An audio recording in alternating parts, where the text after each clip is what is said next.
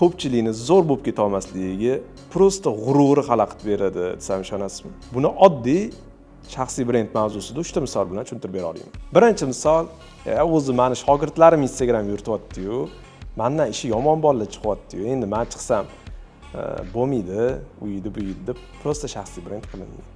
Ikkinchi misol, shuncha odam chiqib ketdi, o'zi bitta men qoldim, o'zi bitta men yetishmayapti-dim.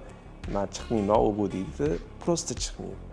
Yoki chiqsam ham zo'r qilib boshlashim kerak, urovingda boshlashim kerak, undan zo'r bo'lish kerak, bundan zo'r bo'lish kerak deyiladi-da, prosta shu ish boshlanmay qolib ketadi. Uni hammasini tagida nima turibdi? G'urur turibdi, odam ichidagi ya turibdi, zo'r chiqishim kerak, anu chiqayotgani uchun chiqa olmayman, men chiqayotgani uchun chiqa olmayman, yoki men urovingda boshlashim kerak degan narsa bilan prosta oylar, prosta yillar o'tib ketadi. Qanaqadir vaqt o'tib ketib bo'lgandan keyin bo'lsa, kamchilik bilan boshlash uje kechirilmaydi. Hozir shu narsa ko'ngilga kelayotgan bo'lsa, hozir shu narsani men qilishim kerak deb odam his qilayotgan bo'lsa, demak qilish kerak. Bu narsa bekorga odamni xayoliga kelmayotgan bo'ladi.